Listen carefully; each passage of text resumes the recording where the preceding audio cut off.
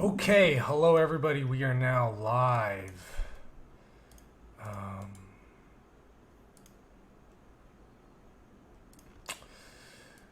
and today we will be checking out the Talos Principle. So, 1 second, let me set up this.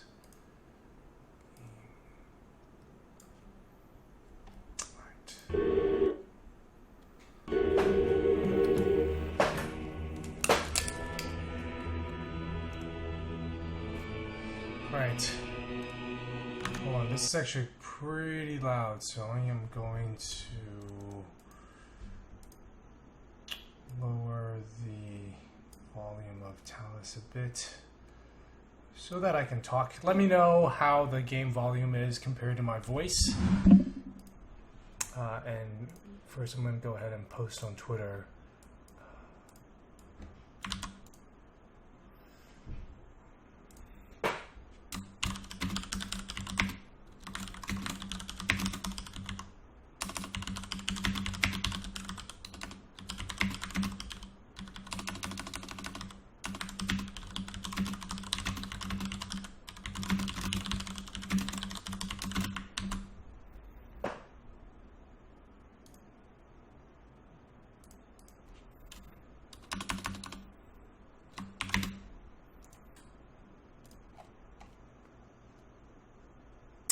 Okay, so I'm just gonna post an image of the Talos Principle on Twitter.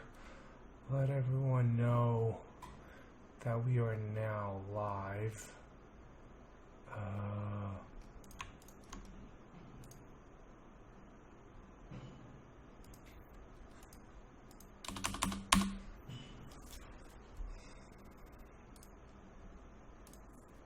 Hey, Solar Get 95, how's it going?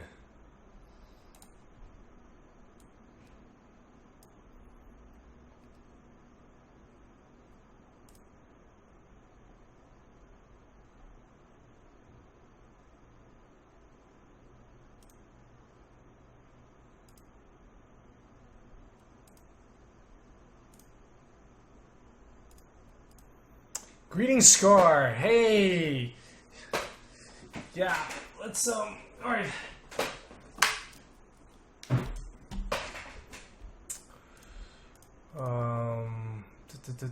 Hold on a second.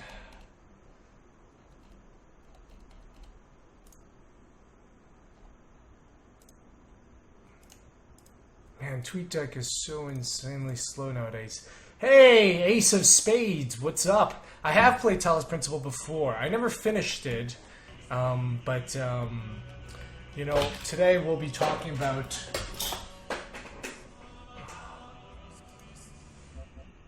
Man, I feel like it's very, very loud. Oh, interesting. I just noticed there.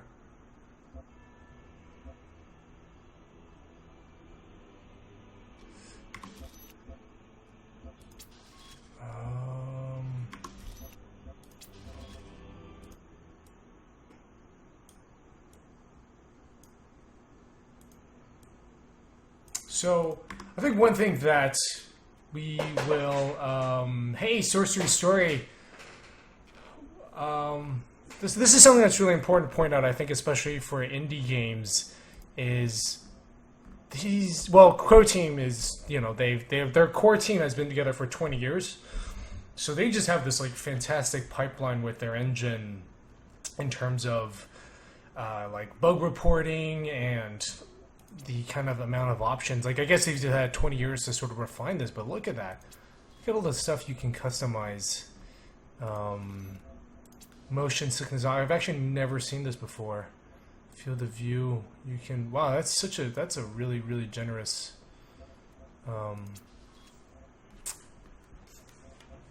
Range of field of view, right? 60 to 120. Damn. Right there you got like keyboard shortcuts for all this. First person, over left shoulder, over right shoulder. Look at that. That's a ton.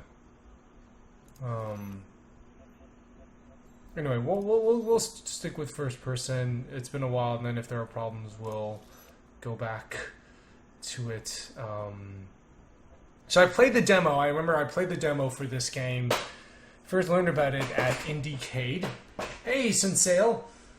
And I played the demo, thought it was interesting. Well, Alan Hazelden told me about it. He is the Sokoban creator of... Oh, and this is not Maison Say. It's the Talos Principle. I need to update that in the channel.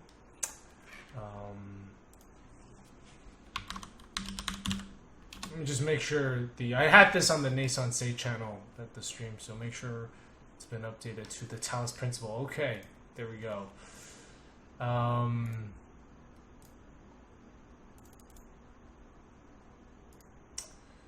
So yeah, and I met the guys there. They just have, it's like really inspiring the amount of stuff that's in the engine, and now it's open source, so you guys should take a look at it. So I think this stuff is really impressive. It's not game design specifically, but I think it says a lot about their attention to detail and professionalism. Hey, Garlando Bloom, you've played this game? Yes, I think you have. So we'll start from the beginning. I'm gonna use Xbox 360 controller.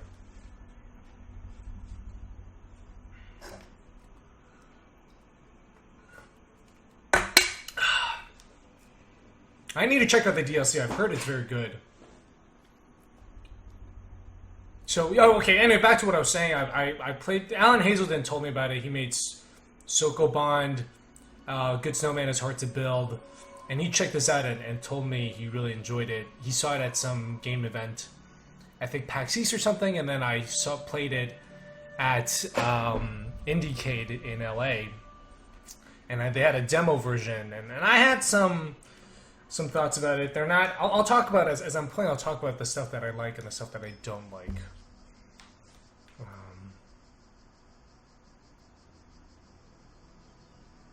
By the way, what is up, Garlando Bloom?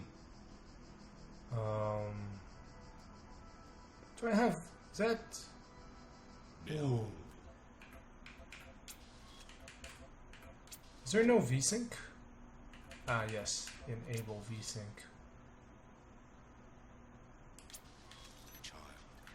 You are risen from the dust, and you walk in my garden. Hear now my voice, and know that I am your maker. I am your maker. Elohim, seek me in my temple, if you are worthy. Am I worthy to seek Elohim?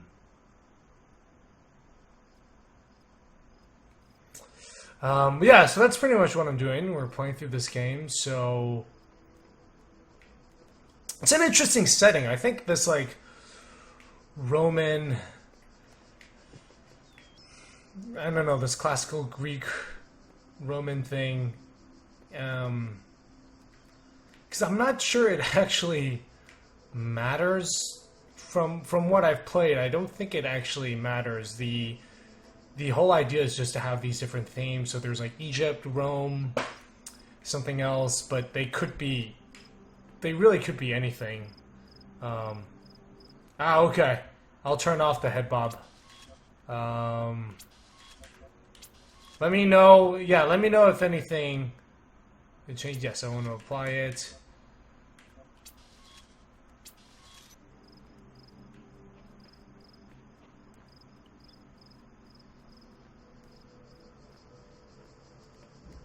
So I'm not a huge fan of stuff like this. I mean, Portal does it, but and Antichamber has it too, right? But it's sort of just this arbitrary thing to like not let you take stuff.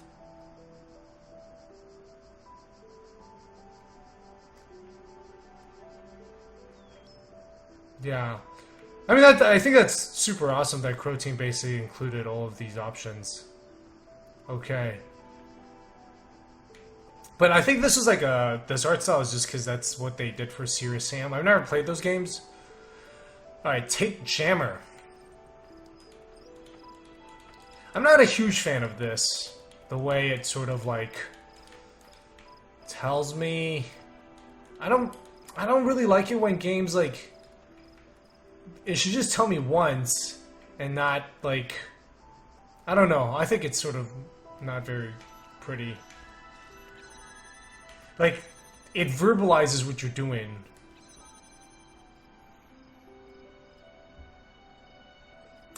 It does. Yeah, I mean, Portal didn't let you do that, right? Portal was very closed off with the gating. Okay.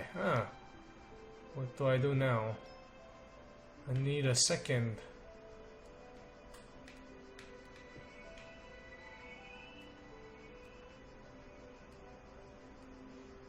Oh, no, wait. I can just walk through them. Never mind. Forgot that they were... Child program basic calibration successful. Okay.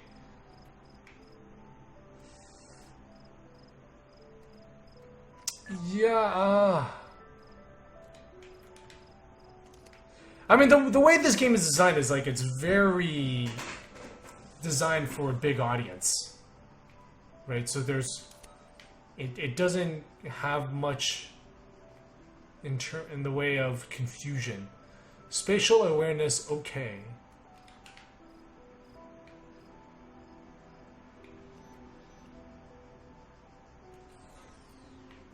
Predictive capacity, okay.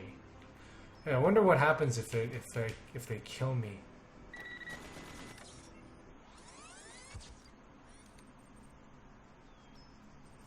We can spoil stuff that's actually not correcting for errors done. Okay, that's maybe now having played it a bit, I'm not jam.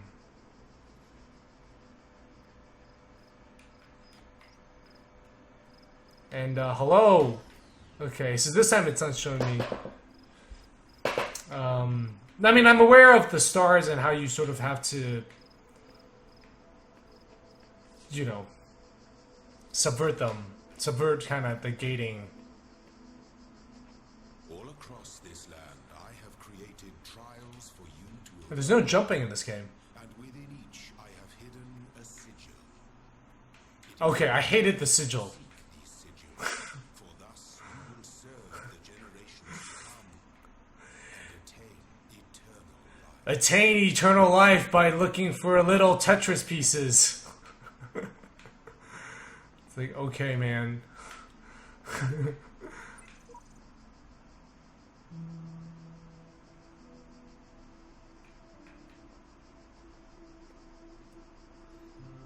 Oh, is it laggy? Huh.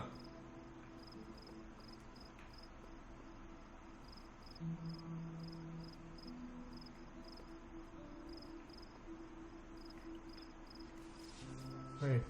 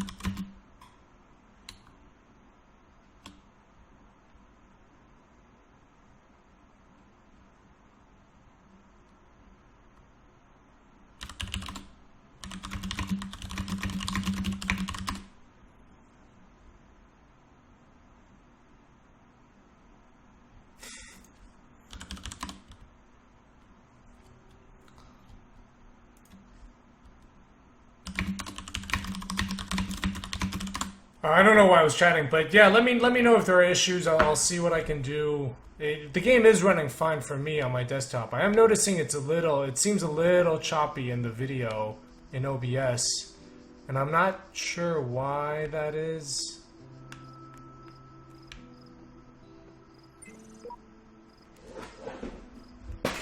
Hey, shifting bits, hello. So yeah, I did not like the these Tetris pieces. So the one thing I don't like about the game is that it's too explicit. Like, and I think they put all this stuff so that players don't get lost. but it really starts to feel like a checklist. Like, oh, I see. I gotta, there are 2 puzzles here. All right, I don't have sigils, but it's like, okay, now there's these 3 pieces. I'm gonna go in. Like, yeah, it just feels too much like a checklist and not quite.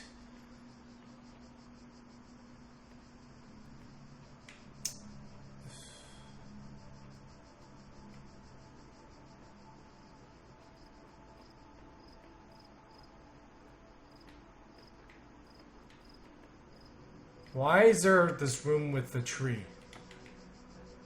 Like, why do these little cloisters exist?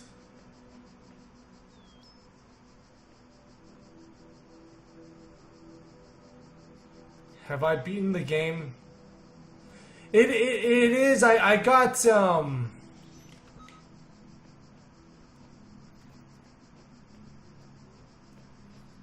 I never finished it, and I know what happens, and I know why thematically it's relevant.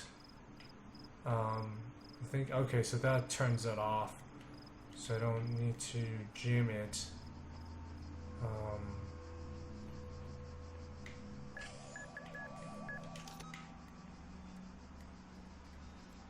So now I know I can take switches.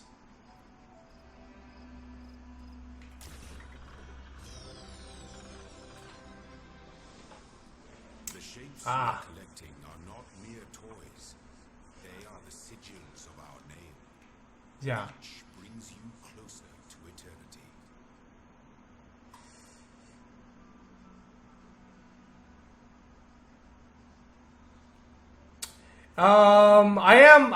I do know what happens in this game. This is not my first time playing through.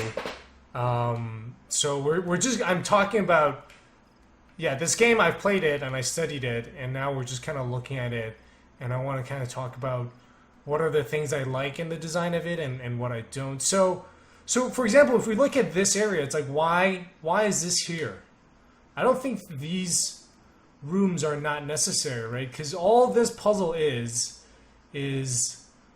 there's that. Like, in fact, they could have just closed it off here, right? This whole area is not necessary. I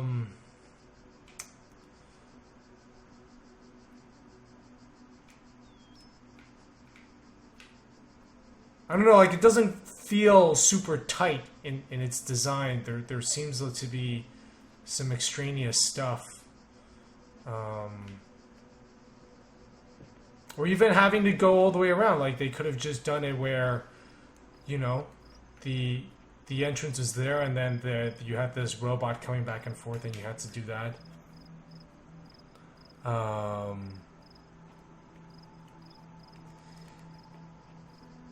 And then where would I go here? I think.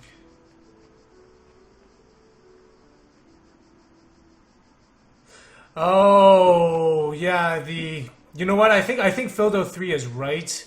It's probably when the second layer. No, that is a good point. Do I just go back out here? Yeah, so you can see now it's like it's crossed off, right? And that all I can from a guiding player perspective, it makes sense because it sort of indicates progress, and that was one thing that I didn't have in Manifold Garden, that for a long time. One thing I noticed was people would play the game, and about 20-30 minutes in, they'd be like, how big is this game? Where am I? Oh, by the way, Cat Guy G3, welcome. I just saw your post about the spoken dialogue. So, the one thing I learned about a year and a half into Manifold Garden's development was that you need indicators of progress, because if people are just going through the game and they don't know how much of it is left or how much of it is done, it feels like a lot more is left, because what happens is players have to keep track of stuff in their heads, right? So it's like filling up space in their head, when the nice thing with this is like, oh, okay, there's 3, I've got 1, I'm progressing forward. So I don't mentally, I don't have to waste energy keeping track. However, I think the way they've done it here is just like too explicit, you know, it's like one down, two to go. So it's not, I can totally understand why they did it. You know, I feel like they designed the level and then people were like, you know, hey, did I go through this area already? Okay, I have. You know, maybe they saw people getting lost and then they were right away to be like, you know, let's put these signs to tell people when they've finished it. Don't worry, people. I think a lot of people who've been following the game, you guys are probably gonna get to play test the game early. It's just it's not useful if everybody plays the same game, because then you're, for lack of a better word, ruined, in the sense that you can't get like a total first time experience.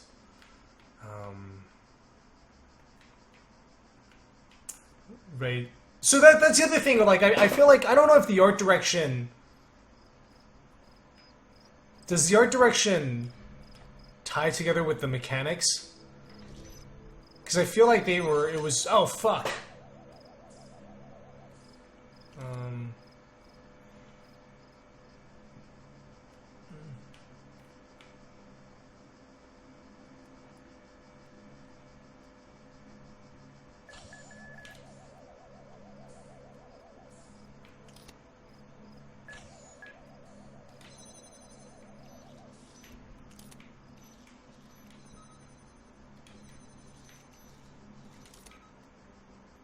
Okay.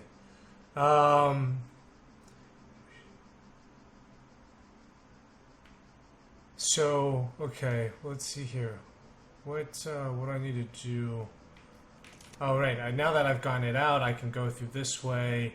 So, and then the explicit sign thing does come back later, right? Because then the way the game is really structured, they have like hub A, hub B, hub C, and it's explicitly set down. And then you go inside, and it's like door 1, door 2, door 3, door 4, and it's like, oh, okay.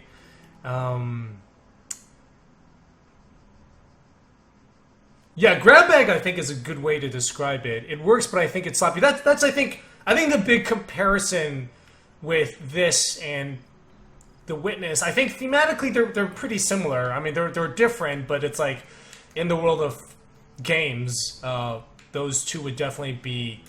I put them next to each other. But yeah, it just feels very grab baggy.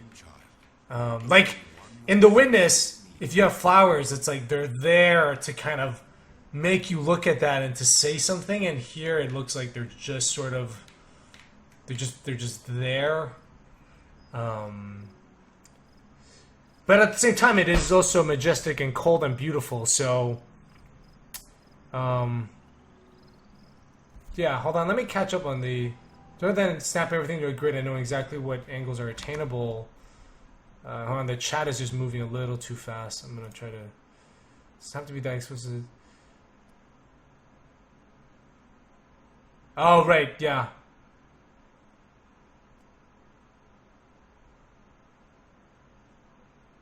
Oh, the sloppy angles are often fodder for star finding.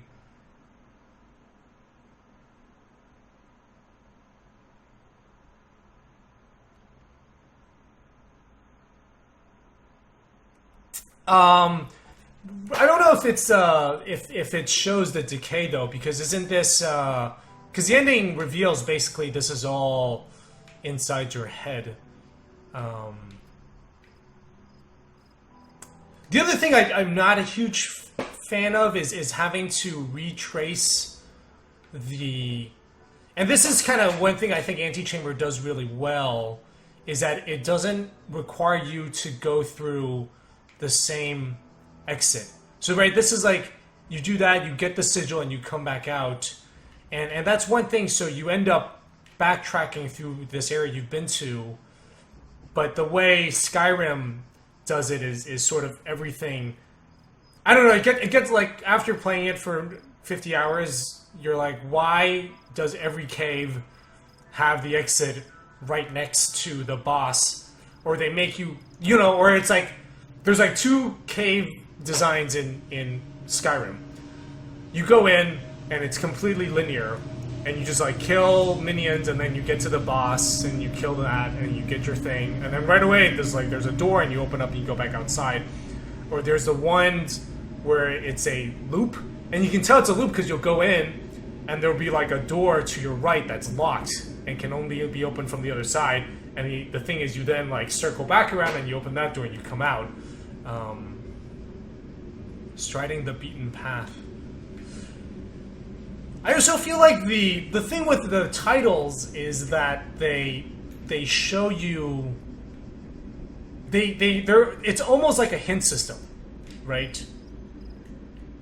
It gets your mind thinking in the right direction, which is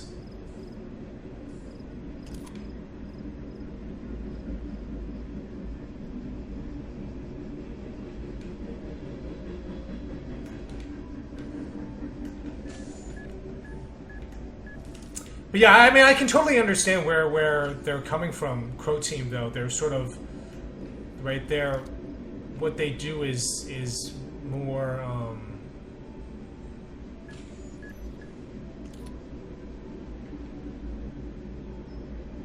Can I do this? It's sort of games for a much bigger audience. Yeah, so I like loops. I do love titles, but they're like kind of they're a hint system, aren't they? Oh, fuck.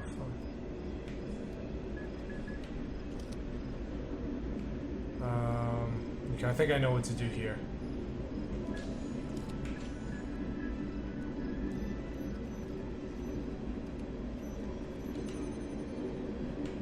What the hell? Oh.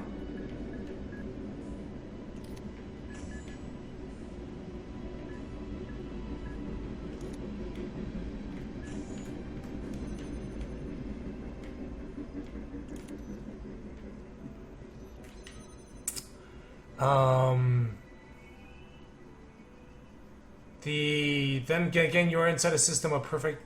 The witness solved this with the panels. Right. Okay, now we go. So I got all three. My temple awaits you, child. Go forth. Temple, go forth.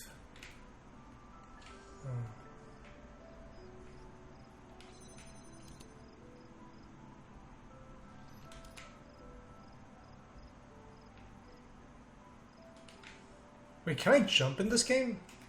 Oh, I can. Oh, interesting. It's they mapped it to the left shoulder button though. Right, because I think you basically need to jump to do the subverting thing. Move faster. Okay, where's that door with the sigil? Aha.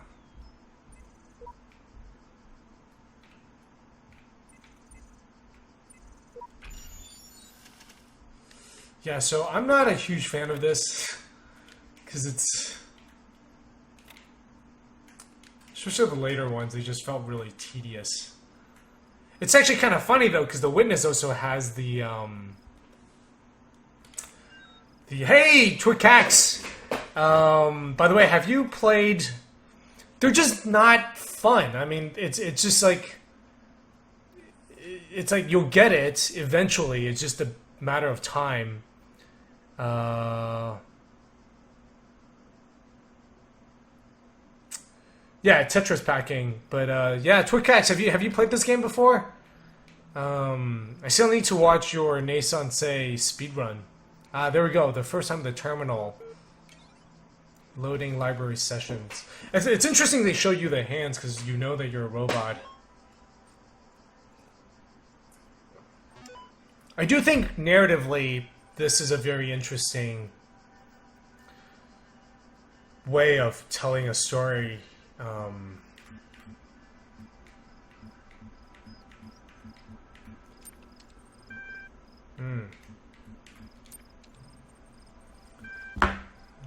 Display a list of available sources.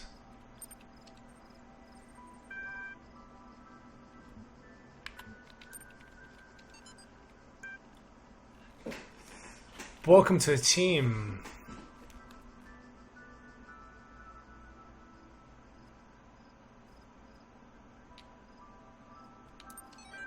Interesting. How do we? How I want to run the Milton.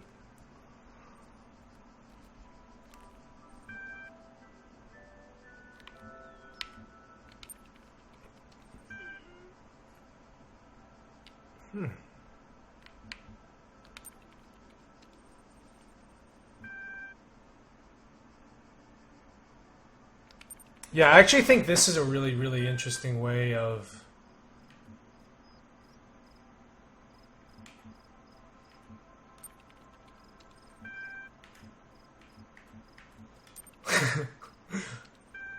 You cannot insult me.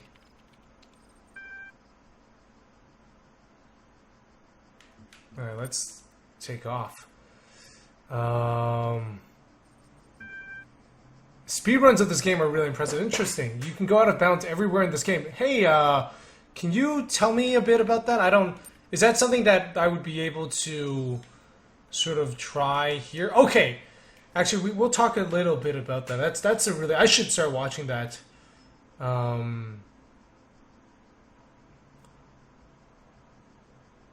Yeah, I don't like reading games, but it's such it's like a really like what's interesting is that it makes sense to be reading, right? Like inside a computer. What I don't like is when they sort of when you like the beginning of Firewatch has not a lot of reading, but I didn't quite like the way they told their backstory where it was like you go into a bar, you are Henry, you see this girl, you fall in love, and it's like, oh, come on. Like, I don't like it when the text is there as the form of storytelling, but the way they've done it here actually just feels very natural. So, like, this is the other thing, where again, they're like, yeah, you finish that section, and this other section is done.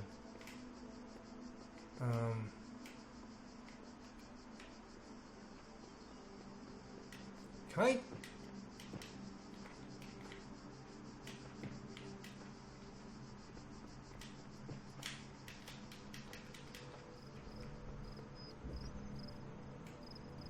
Okay, this is kind of weird, isn't it? So, like, this arrow points inside.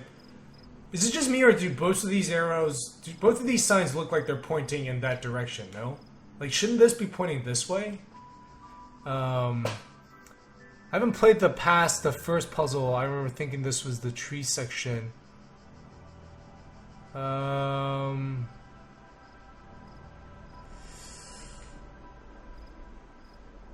Step into the light, child, and my temple will be revealed to you. You know what? Let's go into the temple. We'll probably have to come back. So, like, I just thought this was, like, too explicit. You know? Like, it's like, one, I am missing a star, and this is left. I can understand why they did it, but this is the part that felt super checklisty to me. Right? Because you're like, okay, there's a secret, and it's like, oh, okay, I can't get out unless I've got a bunch of these sigils, so I'm just gonna go and we're going to go look for them and just do some of these first because they're simply you can't leave the temple at that point. I think, well, not unless I think you're breaking the game. Poking a sleeping lion.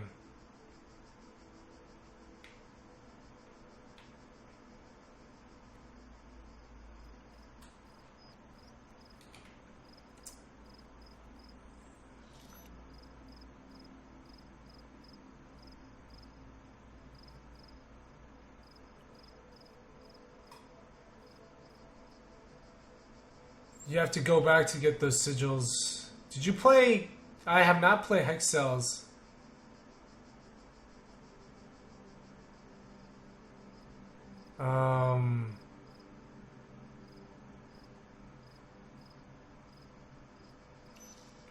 Okay, wait, where are we? I think I want to jam this.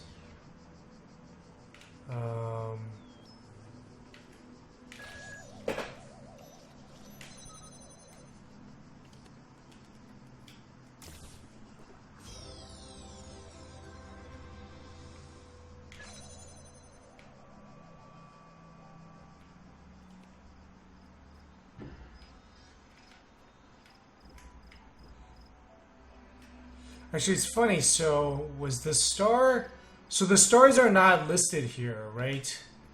Okay, so that's interesting. So the stars are only... They only show you that there are stars in the... In the sign outside.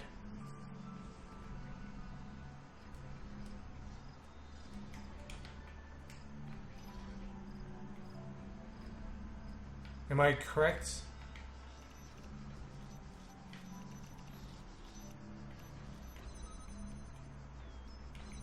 Oh.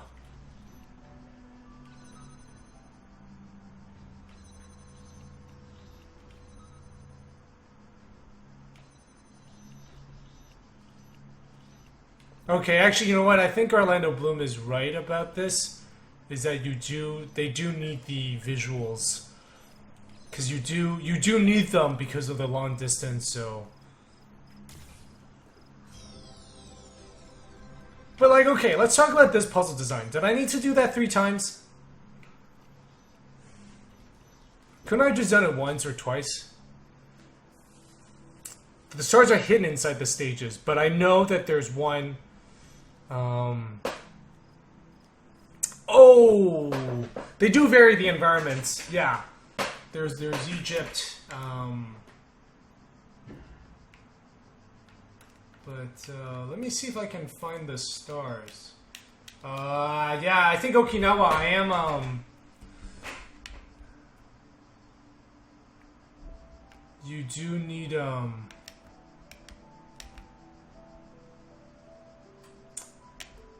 yeah, we might be spoiling this quite a bit. No, we are spoiling it a lot.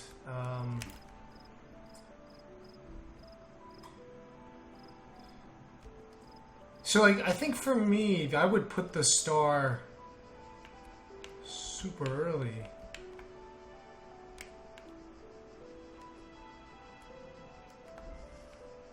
Oh, did I totally miss this? Oh, interesting.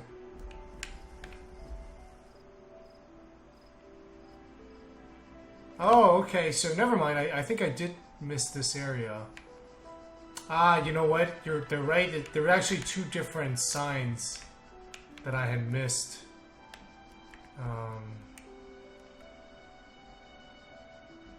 So yeah, I can see how this is useful, but I just wonder if maybe through another way it would have been more interesting.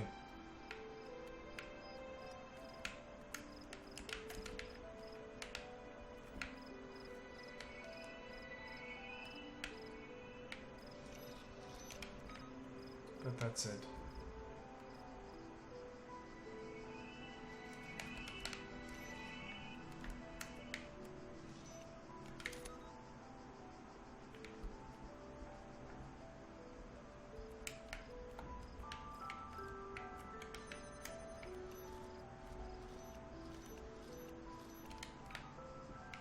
Let's take this jammer.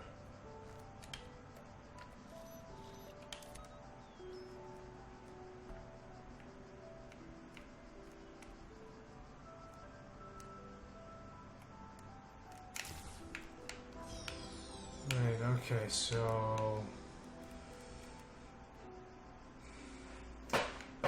Yeah.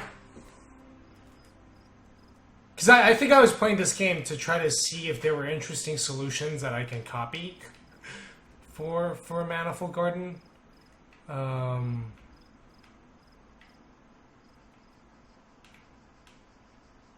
There must have been a sign pointing in this area, right?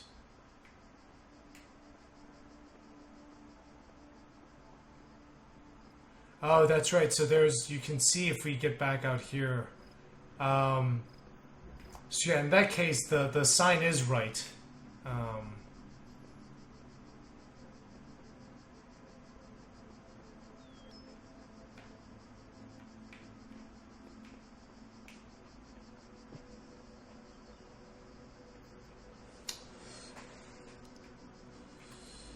But I mean, I do think there's still a lot of. I think the mechanic is actually very good, and there's sort of, it's a really solid game. And I think there are some really great puzzles, and the way it ties in the story, I think it all works well. But I think they were trying to. I think they were intending it for a larger audience. So some of the design decisions are more AAA-ish, maybe. All right, so I'm gonna take this, bring this over here, jam that, take this, jam that.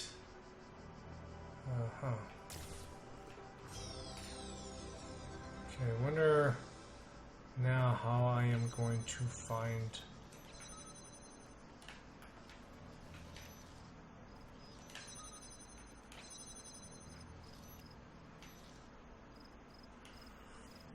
Hey, a couple rooms where I expected a greater solution until I realized I was at a point where I could bring a jammer to the final gate and end it earlier than I expected.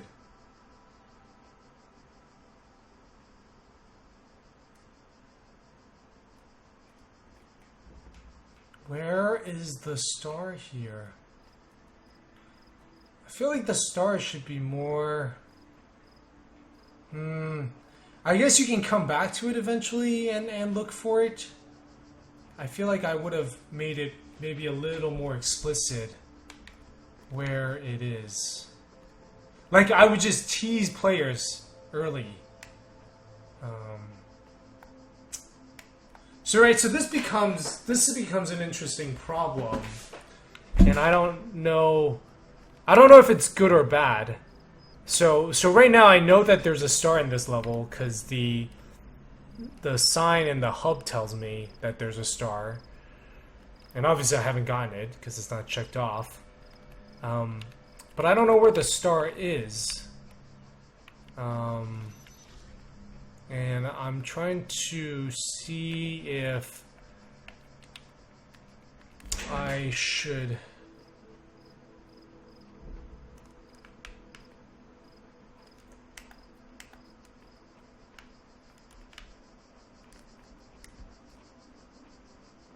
Yes, because I have heard that the stars are the most interesting.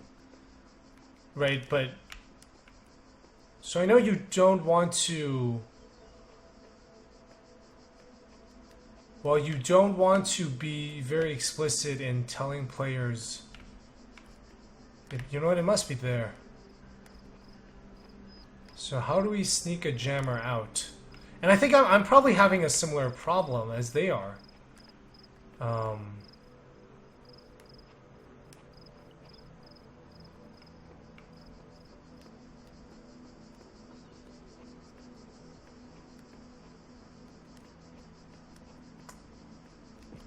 As in, there's so many places to choose from. How... When you start having things that are interconnected, how do you know what you have to do?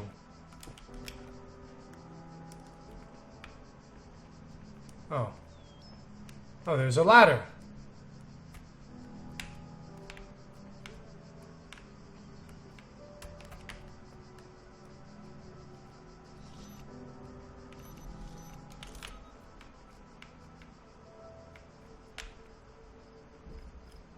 Oh, okay.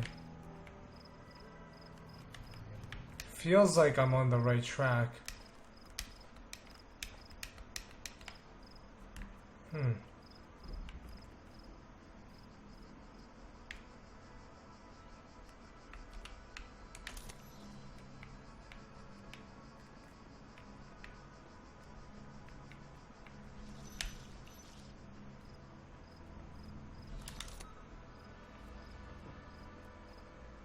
Ah, there we go.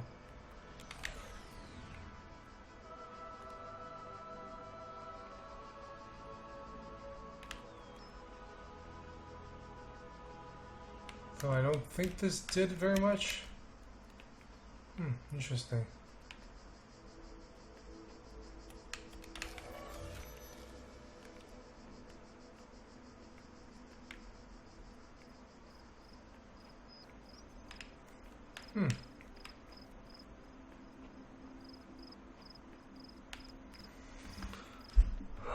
Some of the stories are terrible. Have you seen my puzzle design? The likes of Kyra and Chamber kept things interesting by providing the player with different puzzles. These are almost all the same puzzles with different layouts.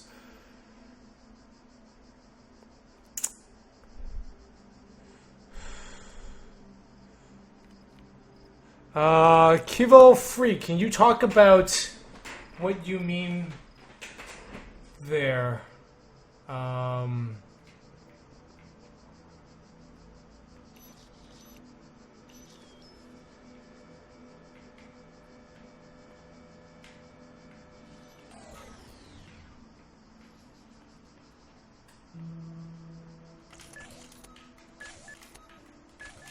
Oh, fuck. I was trying to not have to do that. This land may harm you, but do not resent them, for they are my servants, and they challenge you only so that your faith might be strengthened. Okay.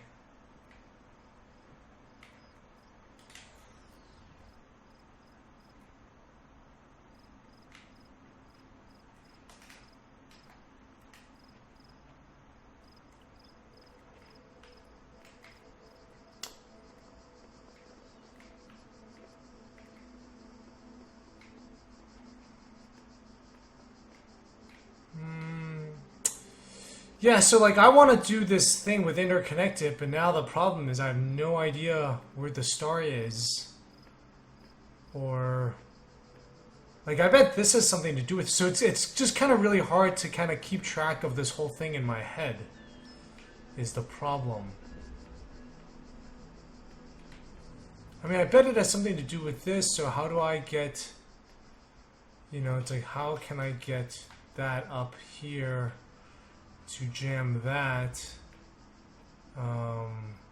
or maybe is that it? Like, or maybe am I thinking completely in the wrong direction?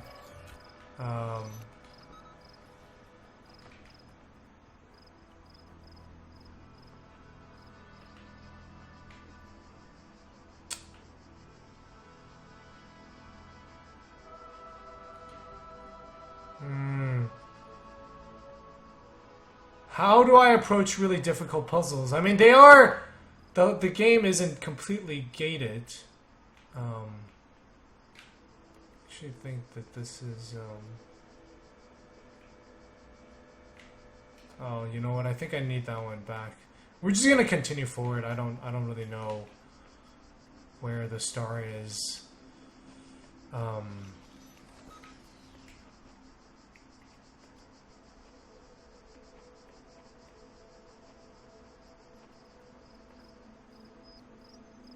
This one is a late game start, requiring the player to make logical leaps they have no reason to make right now. Oh, I see. I think the problem is I just don't even know where the stars are. And maybe... I think because the game tells me that there's a star, it gets tricky.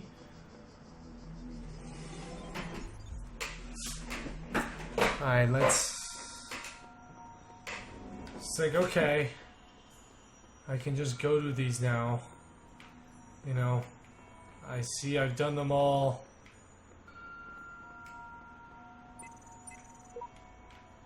These are kind of interesting.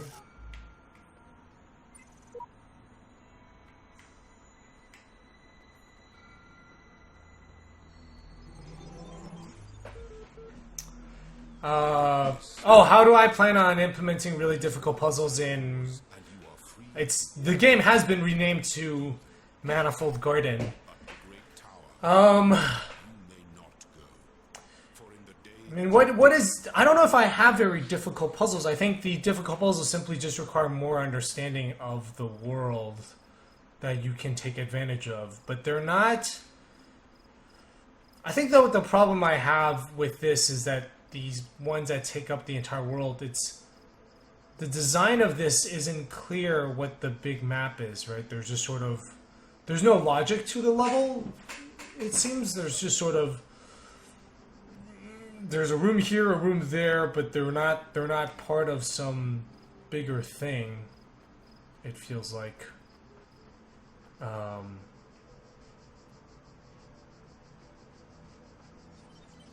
When I was a little girl, one of our teachers, Mrs. Higgins, told us to make a time capsule, write letters to the future, so one day we could remember what it was like to be children. I thought it was stupid, so I didn't do it, which I really regret. The beginning were Oh yeah, that was it didn't doesn't like you.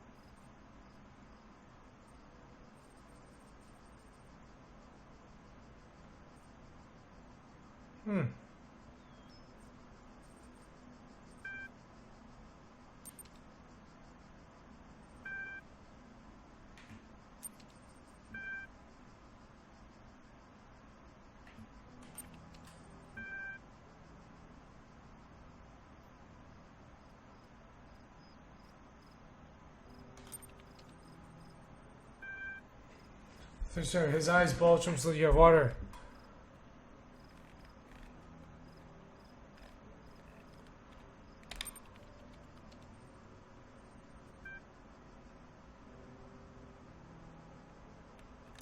Oh, interesting.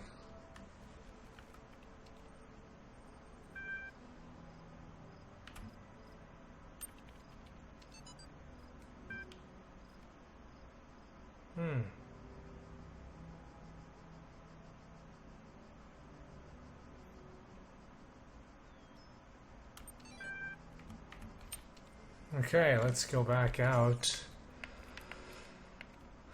So yeah, there is our puzzles that are more interconnected, but I think they require more just like an overall understanding of the world, which it doesn't feel like this has it. At least not quite in the way I've done it. There are no difficult puzzles, and like I think a lot of it also depends on how you define difficult. And I don't do stuff like there isn't fuck.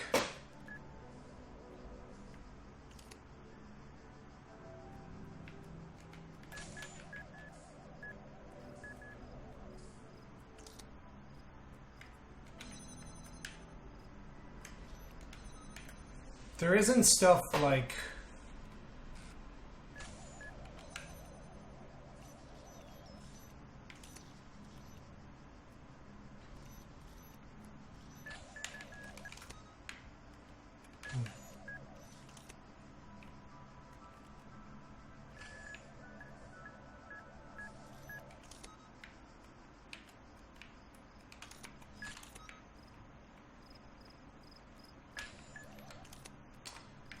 there isn't stuff that sort of are executionally difficult. Fuck.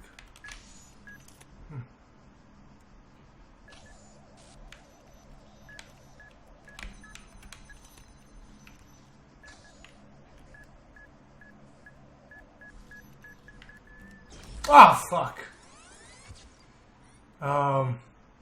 Yeah, it's not really like a Sudoku thing. There's sort of just enough.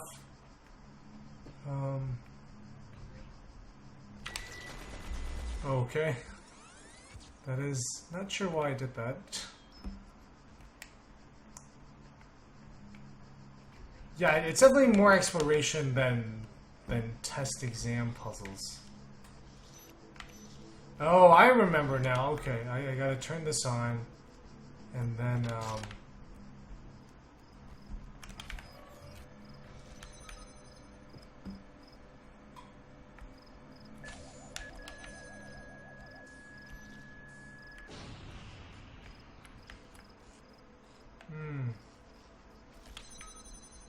I don't think I would have solved that had it not been for the title.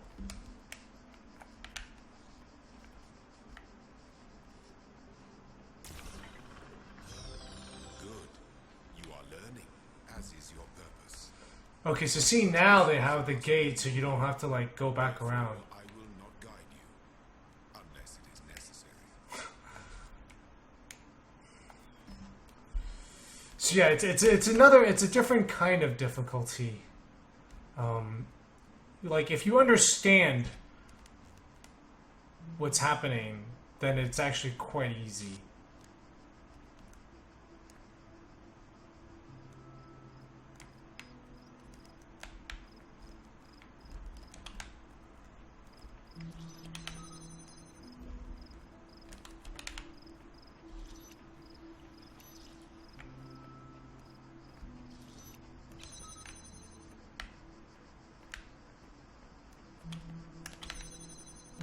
Right, so you gotta do this. And then this has to jam that.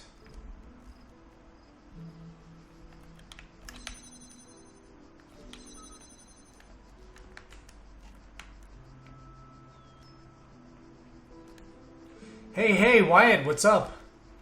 Just, playing the Talos Principle here. So you see, now that... Why doesn't that gate open? I feel like it should.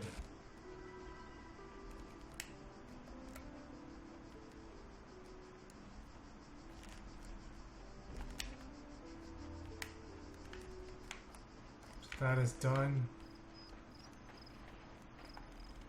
Can I get to that island? The beginning.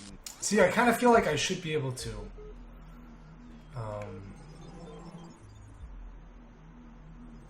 Oh man, it loops you back into that spot.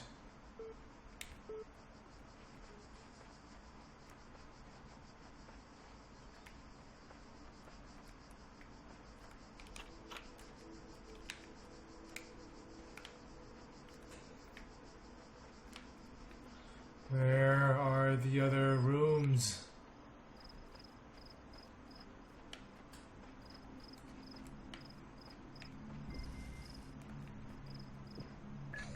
Oh, fuck.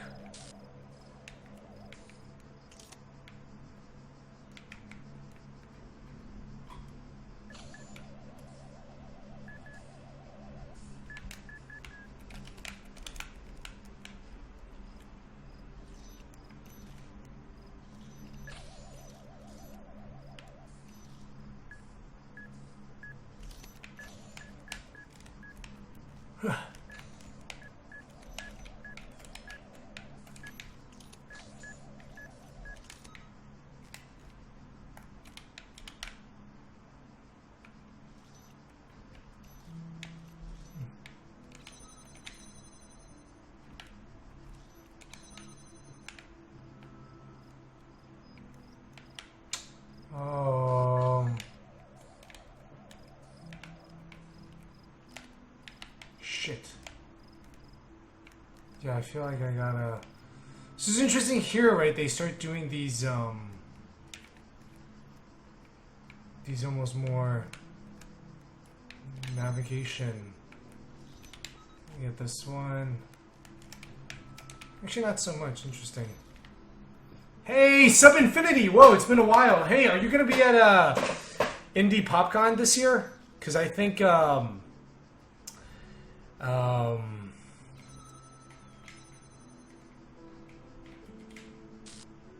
I think I'm gonna go back. Although schedule is gonna be a little crazy this year because Indie PopCon happens right after E3. So I think I probably would have to. I think I'd have to, like, if I do both. Thing is, I think Sony might want to show the game at E3. Okay, so you can now see they're starting to do the loop design. But it's like, okay, so sometimes the sigil open the gates, sometimes they don't.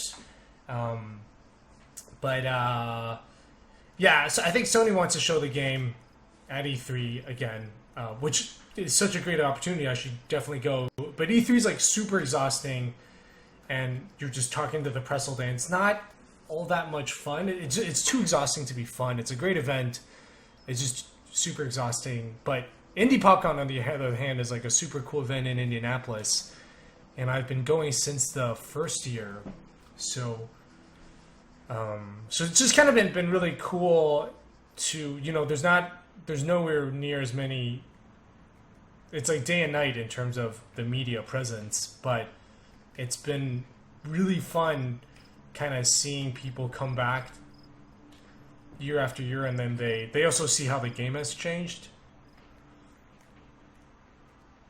So like, what is this? Why is this part here? And why is there an island that I can't get to? I think it's kind of disappointing that I can't get there.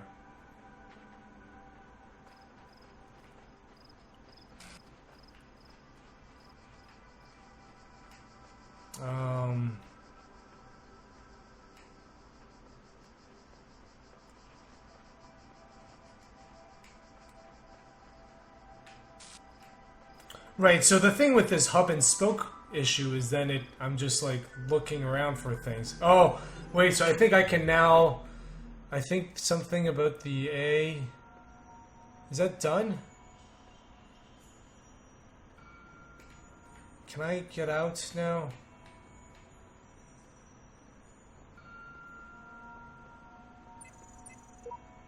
Oh, right, so I can get out. Okay, cool.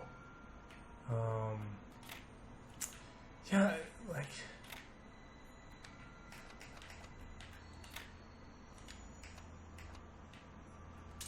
Ugh.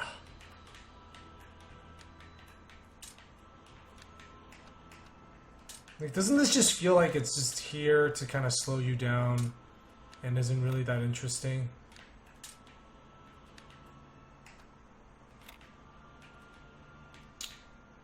Yeah.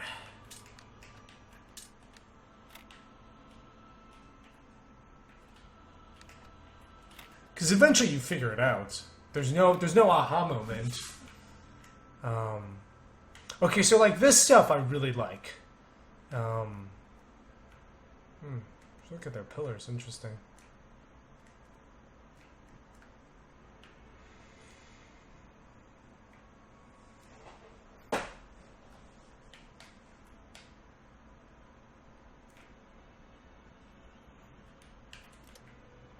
Right, I remember when I got to this. Whoa, they're. You have proven yourself worthy, child, and this gate shall be forever open to you. Seek now the other worlds. Ah, a tease for DLC? Maybe? I don't like that. But yeah, Sub Infinity, how are things been, man? It's been watching streams. Okay, right. So this part was cool. I like that the sort of it opens up, and kind of does it has the reveal of this. I remember I was still very much engaged with this part. You can't jump.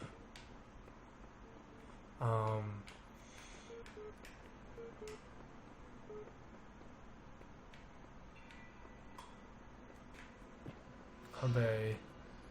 Right, so you come outside, and I like this, and I really like how this is structured. Right, so this is, I like the design of this because it shows me something very, very, very exciting. And this is I guess the main hub of the world of the game. I like the design of this space, and of course the first thing I did was I was like, well, you know what? I'm gonna run off to the mountains. I'm gonna run across this big patch of ice, and I'm gonna try to get over there. And I love that in Skyrim you can see a mountain in the distance. So that's clearly part of the skybox because it's not moving any closer. It's like, oh, come on. Right. So this is yeah, like Cat Guy says, this is the strongest moment in the game. This looks incredible, but then at the same time, it's like, oh, I see. I came out of A. Now there's, you know, Egyptian version This is like Egypt, Rome, and medieval Gothic. Okay, it's not letting me. Okay, I need more sigils, and like the HUD tells me that that's how many I need. This is, you know, hub A, hub B. Okay, I need to get more sigils. Let's go inside. Let's go inside the tower. Like, I do think this stuff is very well designed. Right, this space. Like, at this point, I was still the sort of the mystery and the excitement. Right, I think this part is doing a very good job of teasing the player.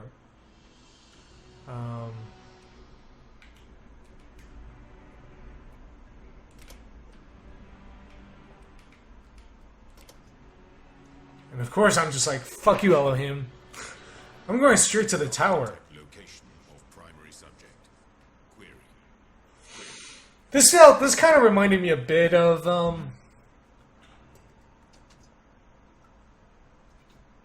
the Stanley Parable, which I guess also Portal does too, where it's like, hey, don't go there. And then obviously, as a player, you're like, well, I'm definitely gonna go there then. But yeah, like, the top just feels like a checklist now, no? Is there anything that we associate more closely with intelligence and curiosity? Because what happens here Is attracted by the is you see where the game goes to, full of riddles and mysteries and instead of continuing along that thread of exploration, now I'm just like, oh, okay, I gotta go back and do more puzzles in Hub A, and the whole time I'm not interested in what Hub A has to offer. the end, we would solve one last mystery. It is, the game is thematically about being limited and trapped, but I think, Being child. obviously in the tower. Do not give up the hope of eternal life for the hollow promises of curiosity.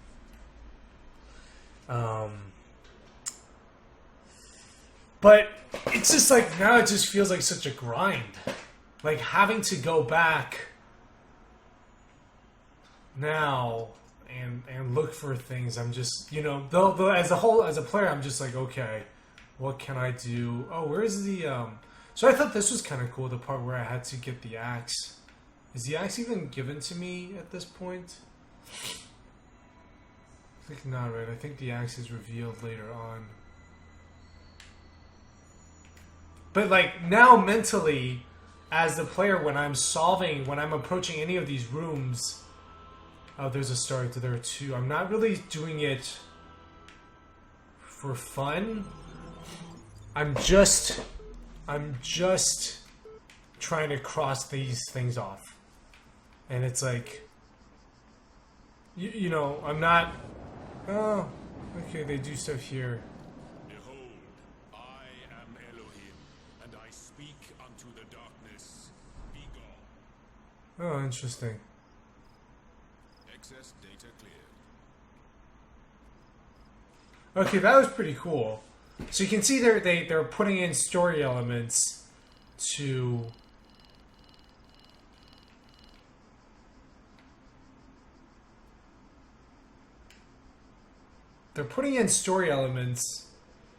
kind of further this along. But it is a bit like, oh, see, I must unlock before I can do this.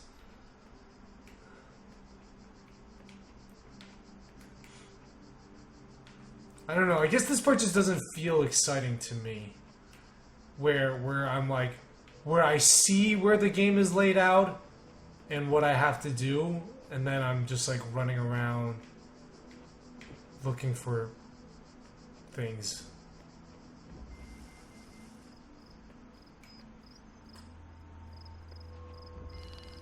Okay, I can't do it. So let's just leave. Oh, that's a story piece. Yeah.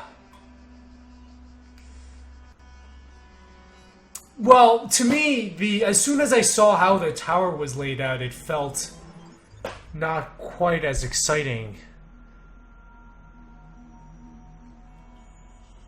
Because it's like, right, like here, it's like, okay, 4 is basically not locked up, so I pretty much have to do 3 first. The way it's sort of designed with it being so explicit kind of removes some of the mystery. I don't know, I felt like they could have staggered it with more of the,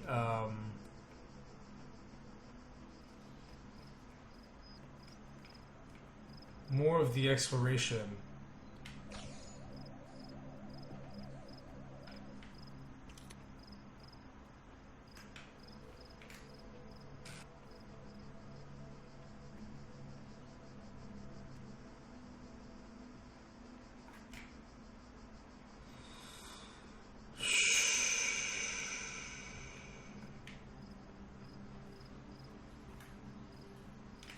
Ah!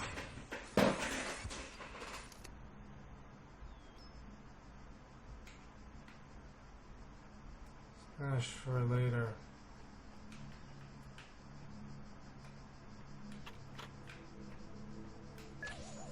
Oh, interesting.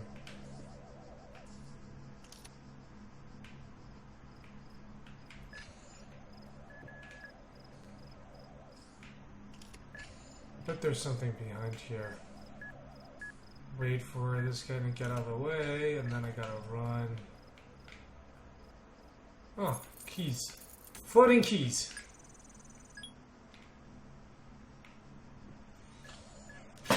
I think the problem with the mines, though, is they do kind of end up being like timing puzzles.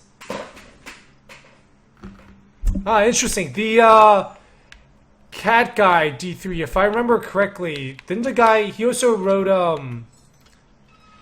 worked on, it's interesting you bought it for the writer, that's almost nothing, I've never done that before, but didn't he also worked on, FTL, right? I'm not sure if it was the Advanced Edition.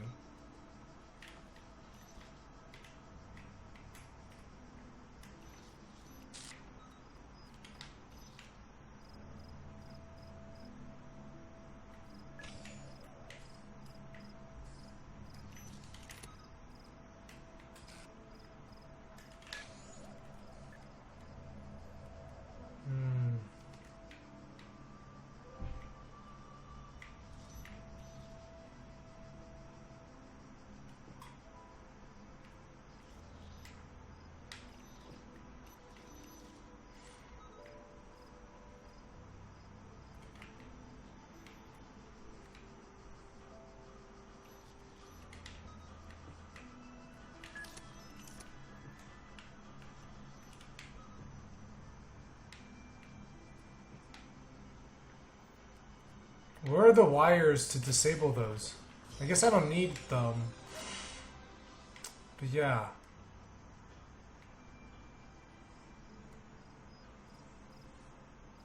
Ah, he's been making his own weird... Okay, I see. Oh, it's the Tom Joubert is FTL, yeah.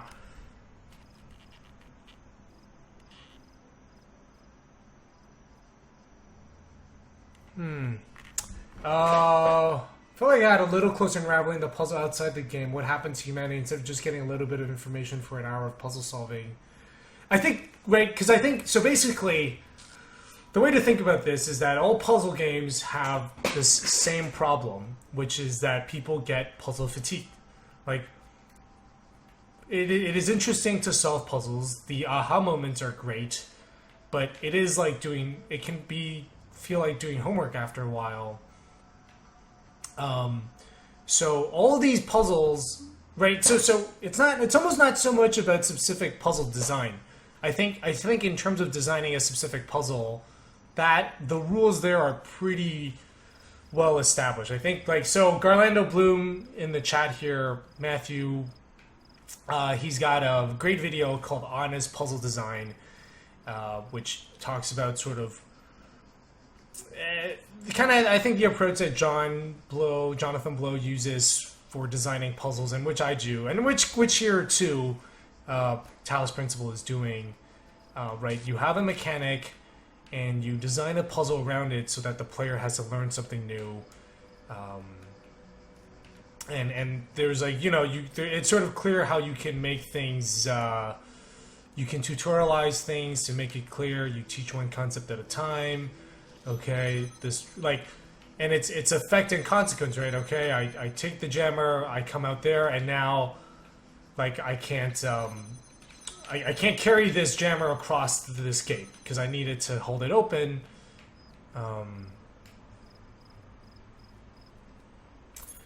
Right. So I think that stuff is like pretty well established. Okay, so now I got this door, right, which means I can take this across. So like, okay, that's like puzzle design 101. Interesting. Alright, so I probably want to do it to this, since I can't do that. I grab this, right? So this is super straightforward, because obviously you're like, when you're like, okay, well, obviously I need 2 jammers, and I don't have 2, but there's that thing over there that I can disable, so I'll disable it, and then of course there's a second jammer. I think where puzzle games get tricky is how do you combat puzzle fatigue? Portal does it through narrative and humor, and also just not having a very long game. Like, by the time you sort of are kind of getting bored, what the hell?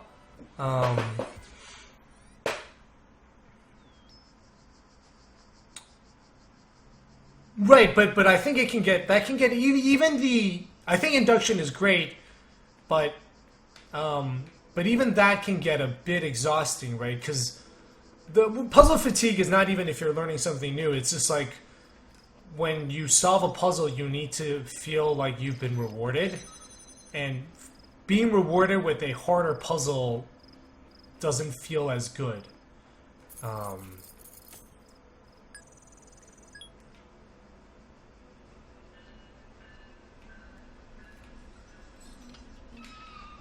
And then, you know, the way I do it is I've been using exploration of space.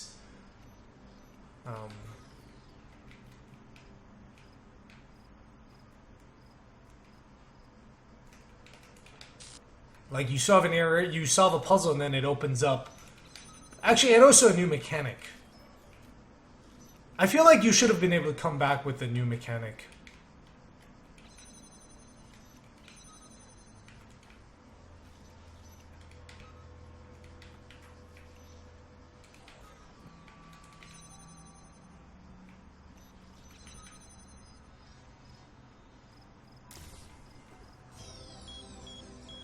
Okay, see, now I can go back and get that thing.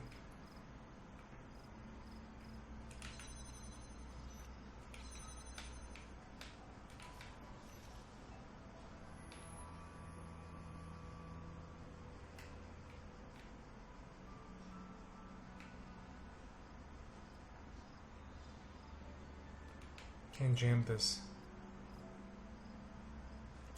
Right, but the thing is, it's like you. But they showed you the new area, and I felt like the pacing there could have been done differently, or it felt too predictable to me, and. You know, because at this point I already I feel like I understand the game.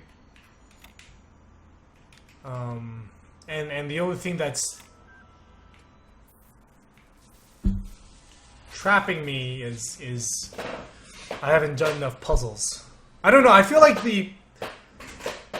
Yeah, okay, so here's the thing, right, that Garrett's talking about. At some point, Garrett says, at some point my motivation to solve a puzzle is just so I can finish the damn game and cross off my list, and I don't feel like that's a really good feeling. But children are made to learn, and in time they come to have dominion over the lands. So it shall be with you and your generations. Have you ever played Okinoi? Oh, interesting. I have not played Okoini. That's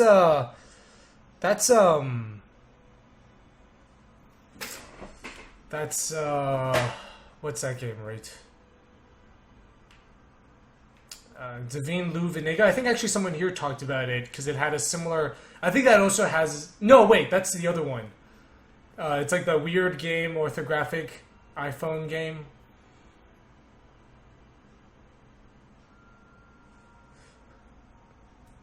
No, but I think sometimes when they have too many puzzles where it can feel like it's starting to be a little bit filler.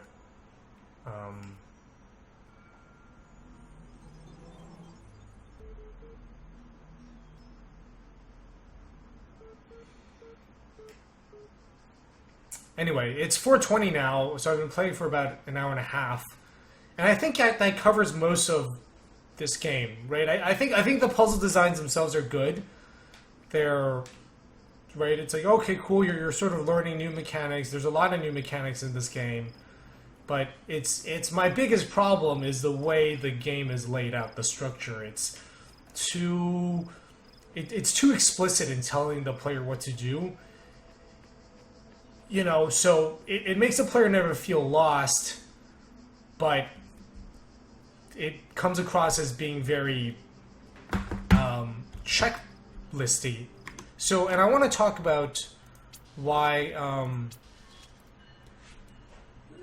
kind of where I feel like Manifold Garden is different. So again, I think I don't think the puzzle design themselves are necessarily need to be talked about.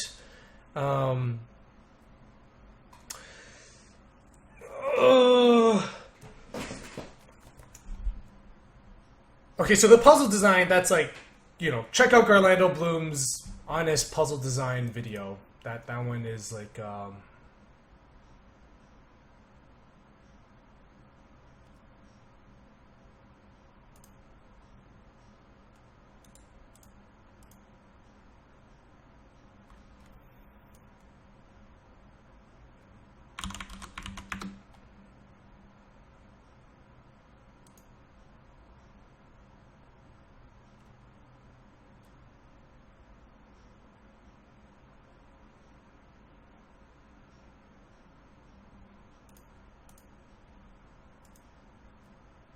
sorry, just saw an email. Okay. Yeah, so I was trying to look up honest puzzle design. Yeah, so this is a very good video. I'll put the link, because I think for me this kind of sums up the. Yeah, if you try to follow this, I think you'll get good puzzles that are interesting and are satisfying to solve. Where it gets not as fun is right. So this is like right. So what I want to study in all these different games, Antichamber, Cairo, is the level design, the way they combat puzzle fatigue and the way they motivate players.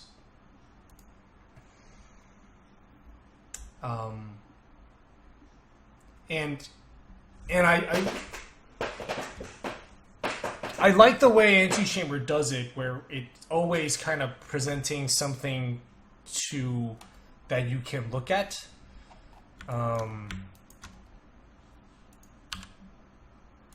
I just realized I don't want to start a new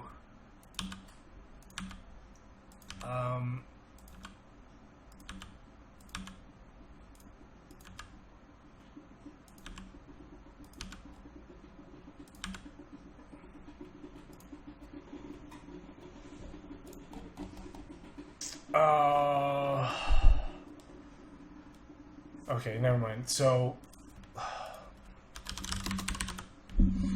right, so Antichamber kind of, it's just sort of, the interesting thing about Antechamber is a lot of people talk about the non-Euclidean geometry, but that's actually only there so that he can kind of like loop you back around and not have you go across the same stuff twice. Like, and what I mean by that is the non-Euclidean geometry doesn't really make sense in that game. They're sort of just like, there's no rule for when they appear or when they disappear. It's just sometimes you go in a room and you turn around and it disappears behind you, right? But that allows him to kind of, you don't have to like backtrack or go. If you're about to go backwards, you turn around and he just puts you somewhere new.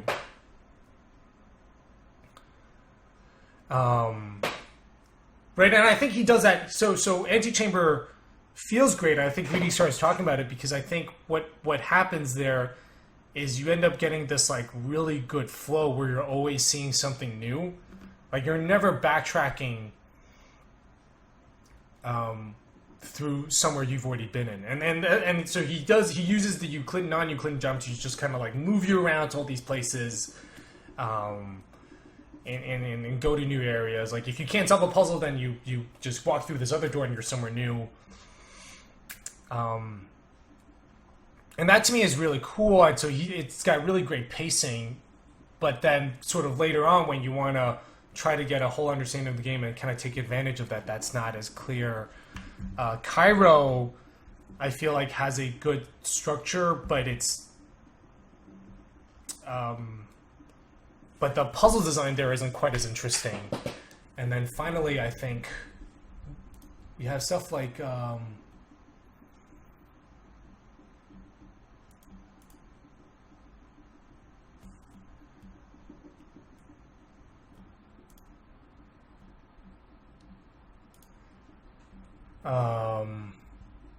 sorry, I keep losing my train of thought.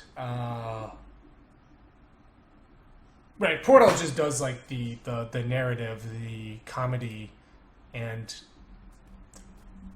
yeah, I think Talos Principle makes you, in Manifold Garden, I sort of let you explore these big spaces, like in Naissance. I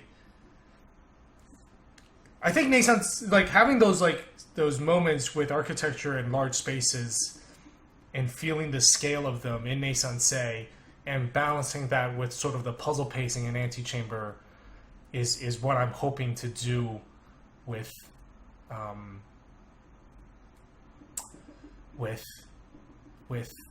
Manifold Garden.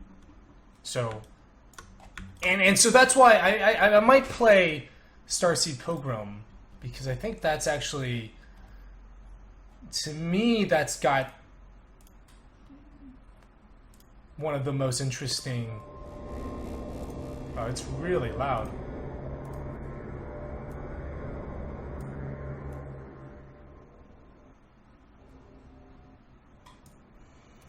Right, I think this game just has sort of such a fantastic sense of exploration, journeying into the abyss, and this really cool metagame design of you're going through the same areas, but they never feel oh Jesus.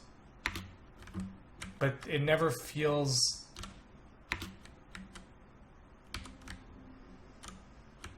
there's sort of these different layers that you can kind of keep coming back to. I think this is not spoiler because the game is so ridiculously confusing anyway.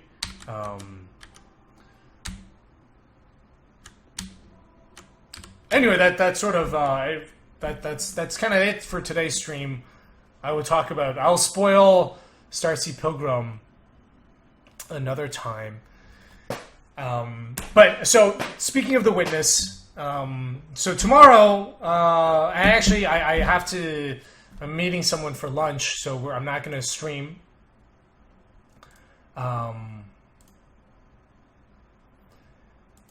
Instead, what I am going to do, Vanishing of Ethan Carter, I gotta play that. So no stream tomorrow. I was going to talk about Portal, but we'll wait until next week. However, so that means the next stream, there's not going to be a stream tomorrow, but this Saturday at 1 p.m. Central, so it's going to be earlier than our regular streaming time. Kevin Zune, he's the creative director on Octodad, and Sean Hogan, who made Anodyne and is currently working on Even the Ocean with Joni Kitaka. They've both of them like finished The Witness in 2 days, and Kevin Zune has he's like he's like a walking encyclopedia of games. He's played so many of them. But we are going to get together on Saturday. They're going to come over and we're going to play The Witness and talk about it. So it's like super spoilerific. We're going to be talking about the ending of that game, what we think Jonathan Blow was trying to do with it. So if that's something you guys are interested in, you guys should join. 1 p.m. Central. It's going to be like a 2-3 hour stream. Yeah. So, but yes, I think that's it. I will see you guys. Oh, also, I actually don't know if I'm allowed to say this yet, but Manifold Garden will be at Indiecade East. Sony has invited me to show the game there, which is very, very cool. So we are working on getting a PS4 build ready. So I think I'm going to be in New York at the end of next month.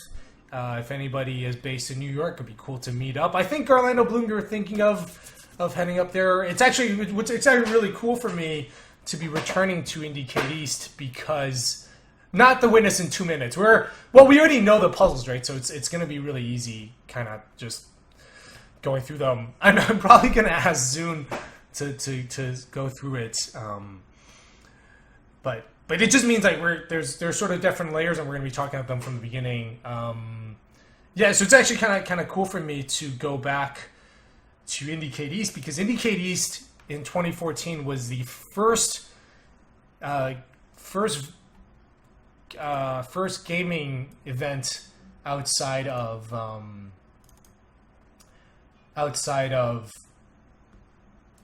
Chicago that I went to, and in fact I am going to show you guys now the build that I showed there. I wasn't even there like officially, right? It was just, when was Indiecade East 2014? Just want to see what the dates of that would have been. Yeah, February 14th. Okay, so you can see I have all these different builds of the game. So this would have been, I probably showed this one, February 12th, version 3, Relativity. No,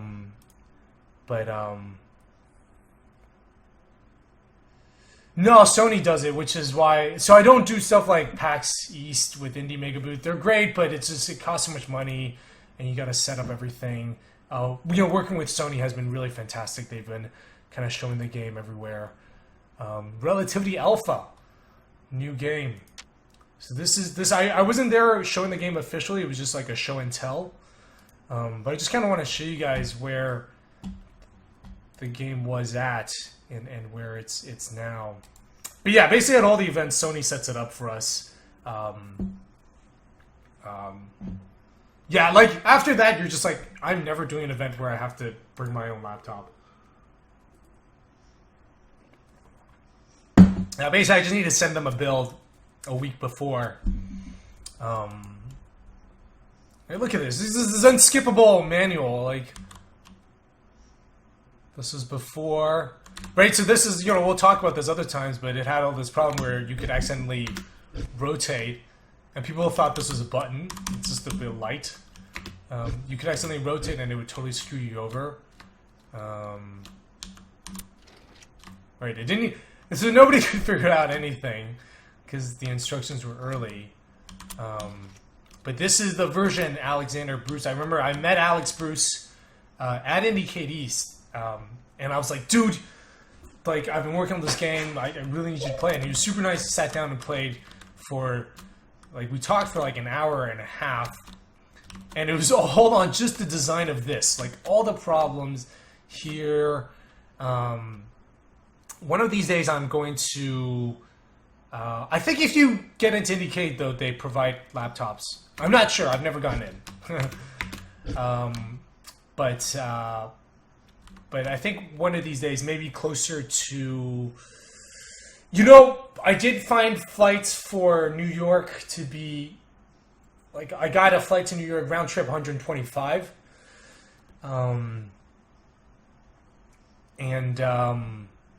Yeah, they didn't have rule wrapping at this stage. I just introduced white background, but I think maybe one of these days, closer to launch, I might do I'm gonna do like a marathon stream, 8 hours, and what we'll do is go through. Although this is not even this is the 2014 build. We have the 2013 executables. And I don't know if I have anything before that. They might be, at least on this computer, the earliest I have is from, there's earlier, right? So this is a year into development of 2013, and I'm going to play through. I do think it would be kind of cool. Not every single one, obviously, that would take days, but to maybe do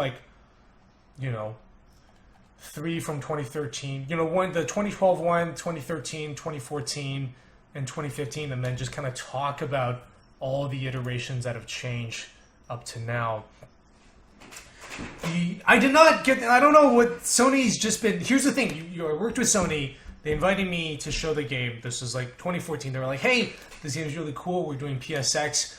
Would you like to show the game there? And I was literally, this is Nick Sutner, and I was talking to him at Gamer Camp in Toronto. This was October 2014, and I was literally like, this is going to be my last show. I am so tired. I've done 8, 9 shows this year. I don't want to do any more.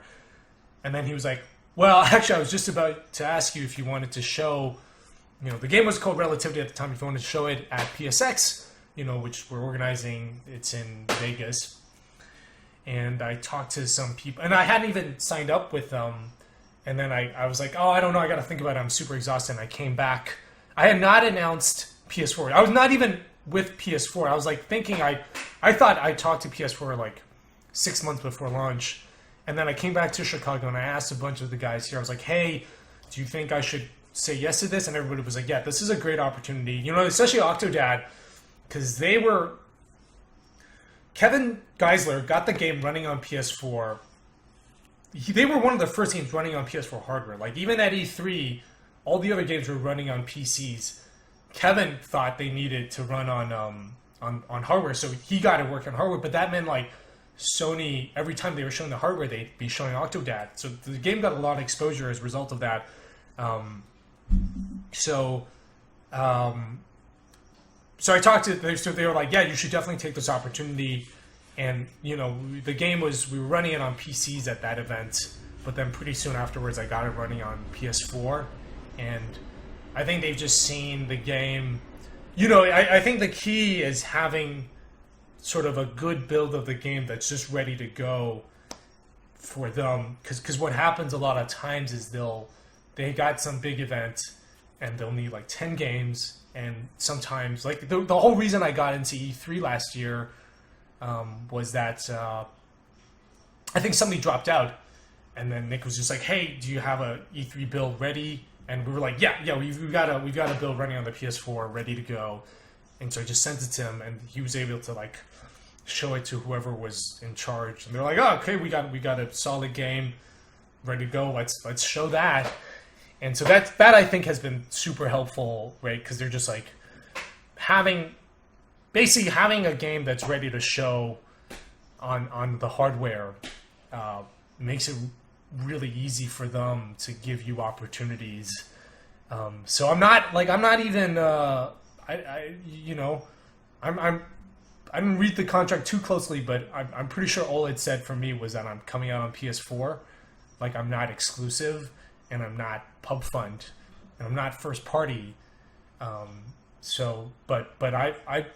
they've shown it to E3, PSX. They were gonna actually do IndieCade last year, but I didn't. Yeah, the IndieCade I had to say no to because that was about the time I had announced a name change, and the previous stable build from E3 still had Relativity on it, and I was like, the name change was super important. I didn't want to keep using the old name, so I said no to that. But that was But yeah, anyway, it's kind of cool for me to go back to IndieCade East, and you know, I remember going there 2 years ago. I met Draken, Starseed Pilgrim. I met Alex Bruce there. I think I met Rami there for the first time, and Aaron Isaacson, who part of Indie Fund, who eventually, you know, is funding the game. And I was doing it at the show and tell section, right? It wasn't official. They just had a show and tell. I remember showing the game there. Anyway, all that is to say, put a sticker. Yeah, they probably would ruin the TV, and then I'd have to pay for it.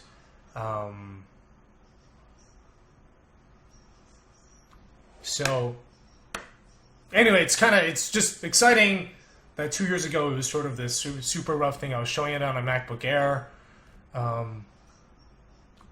Was I showing it on a MacBook Air? Yeah, I was showing it on a MacBook Air that didn't even have a working keyboard. Because I'd spilled water on it.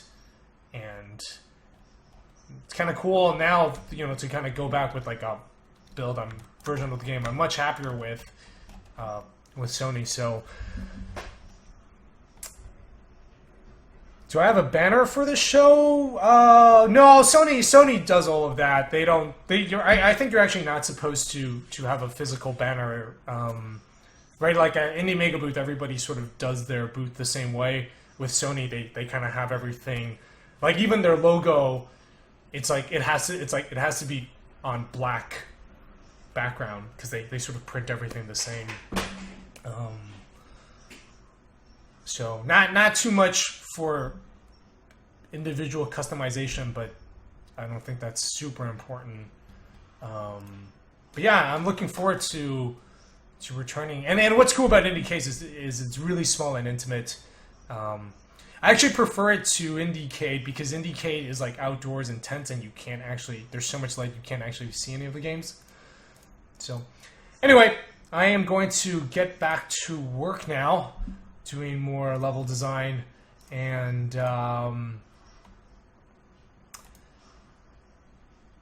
I will. Thanks for stopping by and then hanging out and talking about Talos Principle, and then so yeah, this Saturday, no stream tomorrow. This Saturday, The Witness.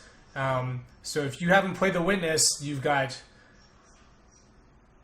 less than 48 hours to. No, you definitely want to have a banner, but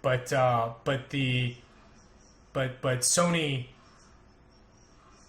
like when you're in the Sony booth, they have their own.